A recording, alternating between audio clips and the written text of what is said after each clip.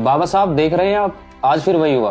कहीं मूंछ रखने पर दलित को मारा गया, कहीं घड़े से पानी पीने पर बच्चे की जान ले ली गई, तो कहीं दलित दूल्हे को घोड़ी चढ़ने पर पीटा गया। लोग कहते हैं हम चांद पर जा रहे हैं, लेकिन जमीन पर तो हम आज भी इंसान को इंसान नहीं समझ रहे। ऊंची जाति नीची जाति, ये जहर तो कम होने के बजाय और बढ़ता जा रहा है। तुम्हें लगता है ये दर्द मुझे नहीं होता था? जब मैं उस दौर में था तब हमें जानवर से भी बदतर समझा जाता था, हमारी परछाई से भी लोग दूर भागते थे।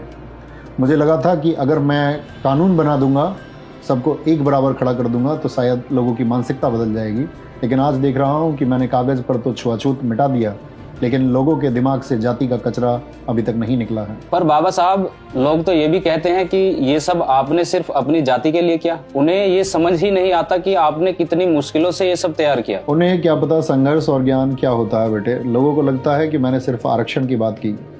उन्हें बताओ कि जब मैं कोलंबिया और लंदन में अपनी रातें काली कर रहा था, तब मैंने द प्रॉब्लम ऑफ रूपी जैसी किताबें लिखी।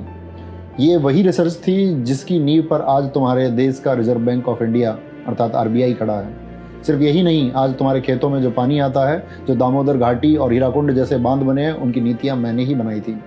मैंने 18 घंटे जागकर पढ़ाई की, अपनी आंखों की रोशनी गंवाई, ताकि मैं भारत को दुनिया के सबसे बेहतरीन देशों की कतार में खड़ा कर सकूं।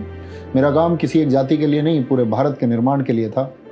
तुम्हारे लिए आराम करने की परिभाषा होगी 1 घंटे रील्स स्क्रॉल कर लूँ, कुछ घंटे चैटिंग कर लूँ। जानते हो मेरे लिए आराम का मतलब क्या था?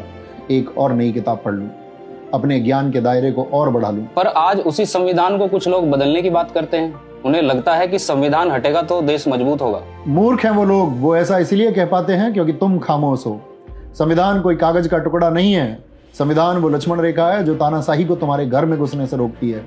जाकर उन अंधभक्तों और विरोधियों से कहो कि यह संविधान सिर्फ दलित या पिछड़ों की ढाल नहीं है। जिस दिन यह किताब हटी, उस दिन कोई नियम नहीं बचेगा। फिर जिसकी लाठी उसकी भैंस होगी। आज जो गरीब, सवर्ण या मध्यम वर्ग का आदमी पुलिस की आंखों में आंखें डालकर बात करता है, वो इसी संविधान की वजह से है। या रूल ऑफ लॉ है। अगर संविधान गया तो तुम सब, चाहे ब्राह्मण, शूद्र या दलित हो, सब गुलाम बनोगे। उस दिन इंसान की कीमत खत्म हो जाएगी और पुराना दौर लौट आएगा। और याद रखना, मैंने तुम्हें वोट की ताकत इसलिए दी थी ताकि रानी के पेट से राजा पैदा होने की परंपरा को लात मार सको। मैंने चाहा था कि अब राजा वो बनेगा जो काबिल होगा।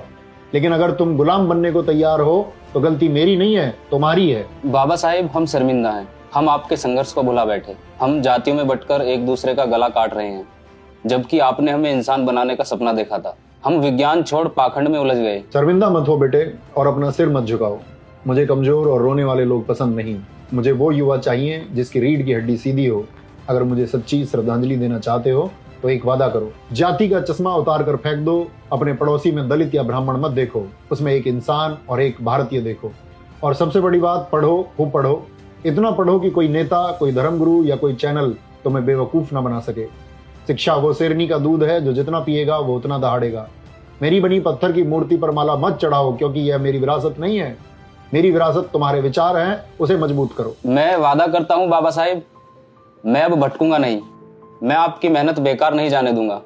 मैं शिक्षित बनूंगा, संगठित रहूंगा, खूब पढ़ूंगा और अन्याय के खिलाफ संघर्ष करूंगा।